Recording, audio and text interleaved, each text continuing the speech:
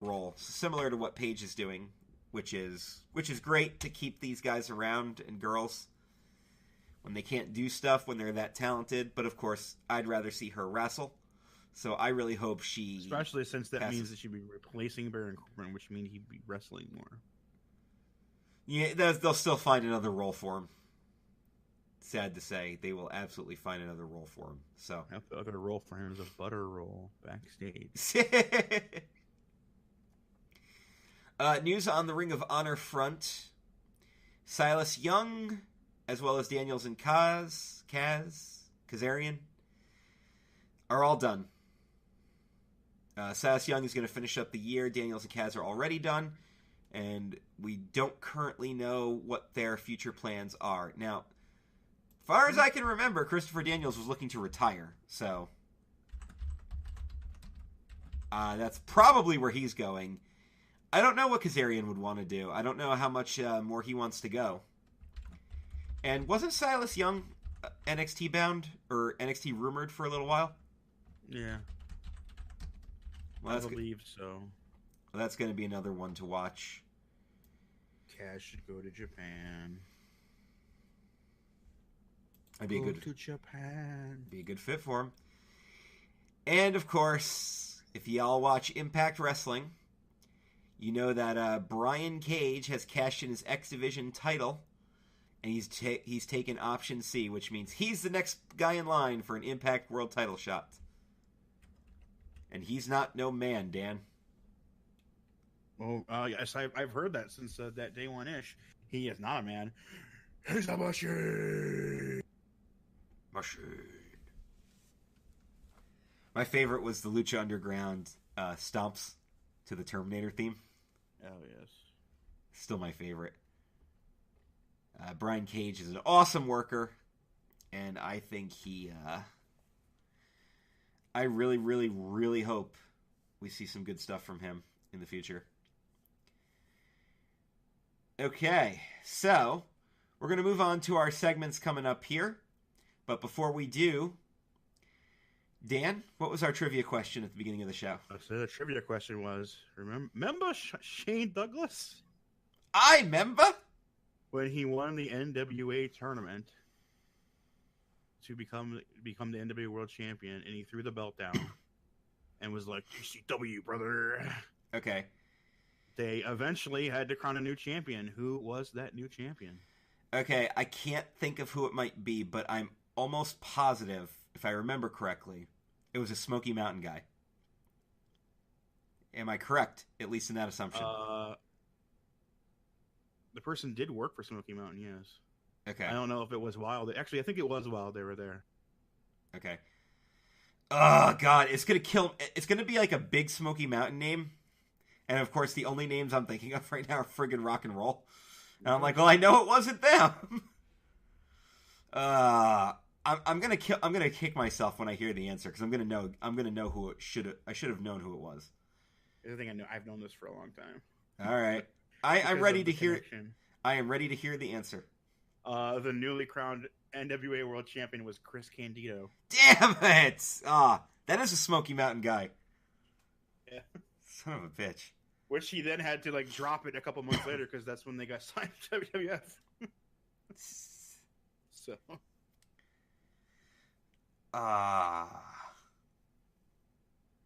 Damn. Yep, it was when Ric Flair was champion, and then WCW fully broke from the NWA, and then that's when Shane Douglas became champion, and then they immediately broke away from the NWA.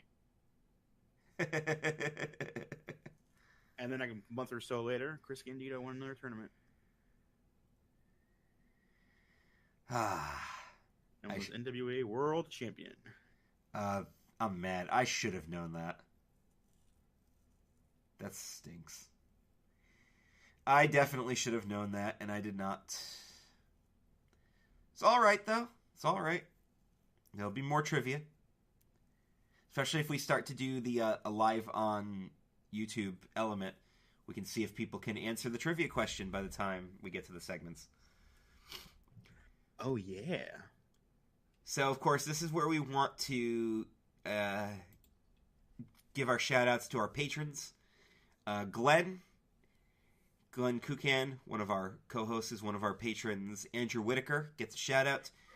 Jeff Trelowitz gets a shout-out, and will also get a segment when he decides to come up with a new one. And then Jay Winger gets a shout-out, and he has a segment called the Positivity Zone. That is his prize for his Patreon tiers. He gets his own segment on our show. And this week, Dan is going to talk about a new release video game that's taken the world by storm. It's been out for 4 weeks now. Can you believe that? No, I actually can't. It's crazy to think about. You got yours a couple days before I did. It is Red Dead Redemption 2. Don't worry. I'm not going to make any spoilers, because I'm just going to say it's fantastic. I almost cried. Maybe if I was a little bitch, I would have cried. Oh, thought you were a little bitch. And then spoiler. And a spoiler, and a spoiler, and a spoiler. Although you can't get too spoily. Well, it's like Infinity War. Everything's a spoiler, but nothing's a spoiler, because you know that certain things have to happen by the end of that story. Well, I mean, right at the beginning, you realize that John Marston and Bill Williamson are in your gang. So it's like, oh, well, I know where this story's going. And Javier and yeah. Dutch. Javier and Dutch, you know, so... You immediately know that, like, between this game and the next game, everyone else is either dead or long gone. Yeah, it's great. The gameplay is fantastic. The graphics are... It's so good! Yeah, the graphics are amazing. There's so much to do. Like, people have quite literally wasted entire days of gameplay just doing side quest stuff and haven't actually advanced. Yeah, I was in Chapter 2 for 2.5 weeks. And I have no life, or wife, or job. So we're talking like 10 hours a day for 2.5 weeks. Yeah, you just hunting and stuff and exploring. You named two big reasons why I don't play as much as I would like to. Oh, the wife and the job. That would be them. Also, Let's Go Eevee, which I have now, but that's a little easier because I can bring that to work and play that on my lunch break. You can play that while taking one of your famous 40-minute dumps. Oh wait, that's somebody else. Oh, that's coworker. That's it. That's the other guy. Yeah.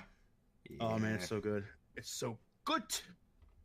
So yes, Red Dead Redemption 2, big thumbs up. If we were doing a full-on game review, that would be 2 thumbs up.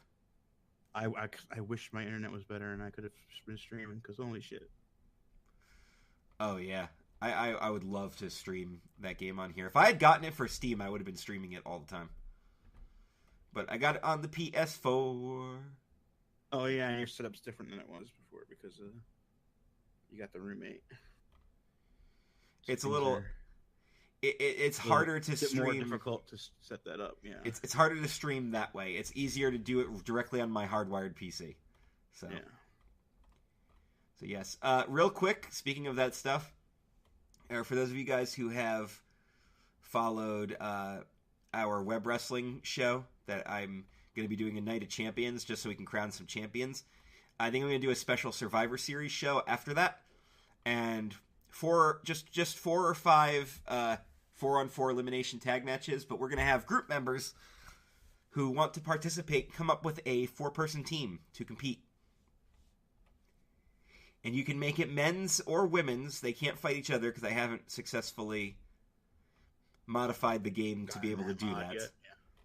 But if you, I will allow one of them to be women. So if 2 of you want to take on a women's match, the only thing is try not to.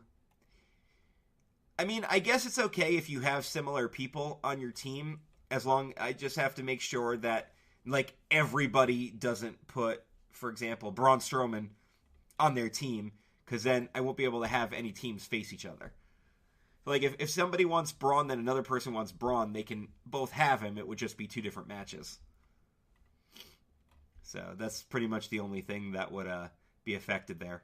I think that'll be fun, though. We can have a good time with that. And there is now a Pickle Rick game available on Amazon. So that's a thing.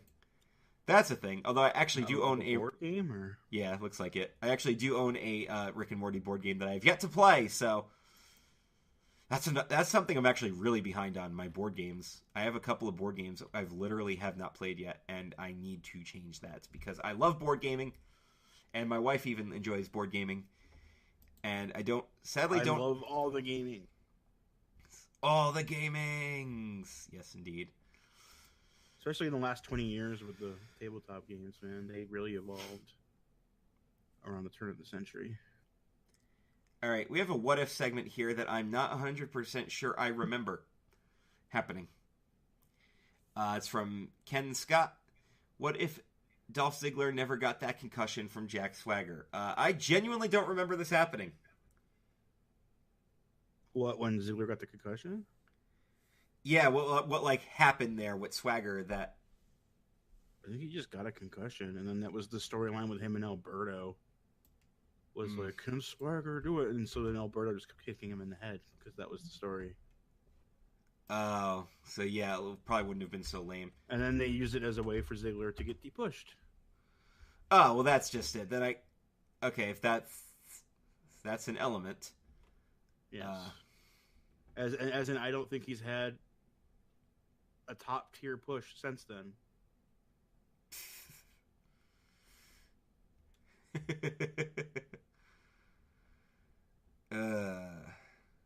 So, I think maybe he would have been champion if it didn't happen. I think so too. They seem to want to push him for a while, and then they just seem to want to just give up on him for 2.5 years. So, and then he gets upset, and then they somehow come to an agreement for him to re-sign for another 4 years. I think it's one of those things where they recognize the fact that he's one of their top 5 workers. That if he goes somewhere else, he will make money for that other company. Like, he's one of the people that would survive on the Indies. Oh, he'd be everywhere on the Indies. Everybody would book him. He would get. He'd be an Impact, Ring of Honor, and Lucha Underground like simultaneously, and he'd probably be working New Japan. Like, he'd be everywhere. He would get, like, he's one of those guys. He's like, he would Colt Cabana, Joey Ryan. Be able to buy a house in California on indie paychecks. Yeah, because he would get that many.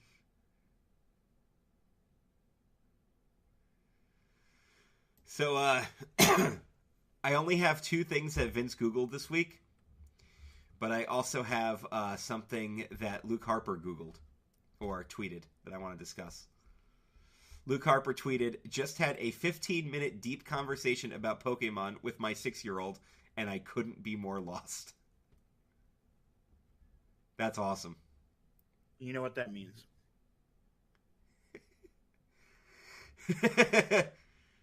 Somebody tweeted him back there like, yeah, Pokemon's very serious business in our house. You better catch up. He's like, yeah, he's been giving me tests for the better part of an hour.